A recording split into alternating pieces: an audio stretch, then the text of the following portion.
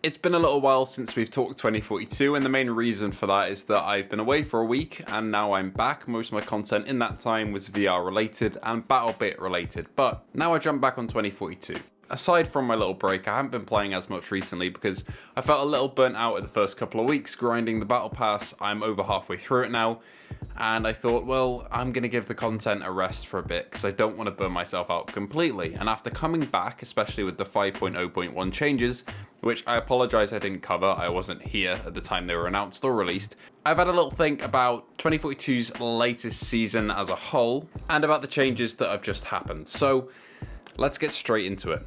Firstly, let's talk about a few of the changes they've made in the last patch, one of them being the much needed fix to the RM68. This gun was just overpowered completely, and to be honest, that's one of the reasons I got put off playing the game a little bit, is because that gun was dominating every single lobby that I was in, either that or the Avansis. It was slightly ridiculous, but now they brought down the ranges quite a lot for damage and they've adjusted a lot of the ammo for it. I'm a fan of these changes, I felt them already in game. Thumbs up from me on that one. It's a little bit late for it coming, but I'd rather it come now than never. There's a couple more changes that they made which I'm a fan of as well. For example, they've now fixed the fact that when you're capping an objective, sometimes the capture icon just wouldn't appear, which is really helpful for players because it tells you how many enemies are on that objective and how many you have to look out for. That wasn't there at all during the past couple of months. It just despawned pretty much. I'm hearing some reports that still is slightly an issue, but I haven't run into it as much at all. But if it is still an issue to an extent, we do need that fixed, unfortunately, still. They've also made some changes to dispersion of ARs, and they've essentially increased and decreased dispersion on several ARs. Guns like the M16, M416, and MTAR-21, they've been brought down a bit, and I felt this, a little bit using the M416. I tier 1'd it, I think last week or the week before, and I just dived back into it now because I do love that gun. It's my favorite gun in the game, and it feels a lot stronger now. Alongside that, we've also got some more buffs for it, and to be honest, I don't know if it needed that after the assault rifle pass through for vault weapons, but it does feel very strong, so I am still a fan of it. Feels very good to use and is on par with, the ACW, which is now nuts as well. Another funny one that's been fixed as well that I want to comment on is the fact that sometimes when you used to get an assist, it would come up as a friendly assist, like a teammate would die and you'd get XP for that. That's been sorted. I found that to be quite funny coming up and confusing when it came up in previous matches. That's gone now. A little bit sad about that because it's kind of funny getting XP for your teammates just dying around you. But yeah, that's gone. And that's pretty much all the changes that I was interested in from the latest update and my thoughts on them. They're all pretty solid, RM68 definitely being the biggest part of all that. But let's talk about the content in general for Season 5. Starting with Reclaimed. I've said my piece on Reclaimed in the last couple videos. I am a fan of it. It's getting a little bit more grating for me now playing it over and over again, but they have mixed up the playlist rotations, so you don't run into it as often, obviously, because there used to be a Reclaimed only playlist, which I would commonly jump into and burn myself out on that map. Now we're back to the usual rotation, and every time I get it, I don't feel like, oh, it's Reclaimed again, hate this. I'm still enjoying the map. It's a good one. They've definitely hit the nail on the head with the art direction on it. The size I really enjoy as well, and the fact that it's 64 player only does let it breathe a little bit more too.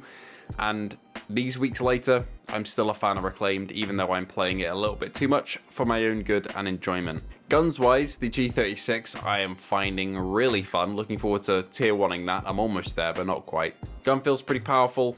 Good at most ranges apart from very long range, which is how it should be. The sound design is a little hollow, but that's what you really expect from this gun. Animation work is pretty stellar as well, but the real animation work that I've admired this season is in the Deagle for sure. With its reloads, they feel tactile, but they also feel weighty, and the Deagle itself is just beautiful in any game that it's in. It's no different in 2042. I'm really happy we have this one. Two of my favourite weapons ever made are now in the game in Season 5. I'm going to be a happy man because of that. I know a lot of other people are too. And the Deagle also packs a punch. It's a 2-hit kill from most ranges, 1-hit kill for headshots. Love it. Really powerful hand cannon and a lot of fun to use. The one that I wasn't so sure about is the new sniper rifle, the BAR. It's pretty solid. I don't use sniper rifles very much, but I did enjoy using this one in a couple of games to do challenges. If you're a sniper player, please do let me know how this one is compared to other snipers like the SWS, because I really am not an expert at all. I might know a lot of things about 2042 and its balancing and its guns and its maps. Sniping is not one of the things that I'm invested in this game whatsoever, so if you are, please let me know how you're finding this gun in the comments below. I'd find that insight really helpful. Now let's talk a little bit about the pass itself. The Battle Pass this season is probably the best we've been given in terms of cosmetic quality. All of them look inspired, they look solid. Big thumbs up for the pass on this one. Solid amount of Battlefield coin as well. I'm assuming if you save all of your coin from this season, you can also buy next season, which is always great and encouraged with a Battle Pass design. More games need to do this, where if you save up your coins from the last pass, you can buy the next one and you don't have to spend real money. Great. The only thing I'm really underwhelmed by this season, I think, is the lack of a new vehicle, which, to be honest, I'm fine with. The vehicle balance needs adjusting right now, not added to, in my opinion, but it would be nice to have more content in that region, of course, but with the state that it's in right now, I understand. And the only other thing that I'm really disappointed in is the grenades. They have just adjusted the spring grenade to make it more effective, and I do feel that a bit. The spring grenade is a bit better now, but it's still not really going to be my main choice because the frag grenade is still just solid. Same with the mini grenades. It might be good that you get 3, but they're really not that useful in most situations apart from a breakthrough when you're having to clear a corridor, and even then the spring grenade is probably better for that job anyway, and the frag will do just as well.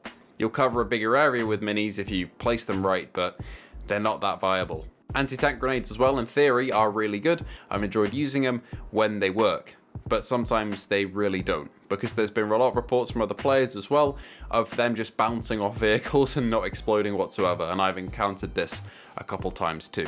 In theory though, they're a solid grenade and I want to see them fixed so I can actually jump in and use these properly. Overall though, this season is good. It's been a lot of fun so far. I'm looking forward to the refresh of Hourglass, hopefully coming next month, fingers crossed, and I can't wait to dive into the rest of the stuff that's coming. We're getting a pass through of other Vault weapons as well soon, including their attachments.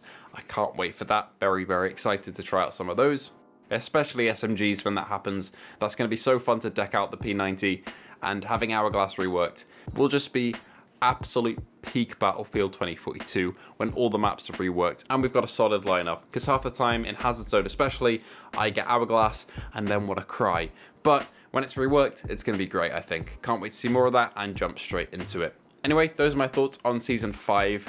After a couple weeks, it's settled now. What do you think of it? Let me know in the comments below. And if you do want to come and talk to me or anybody else that loves this game, head over to the NoSalt Discord.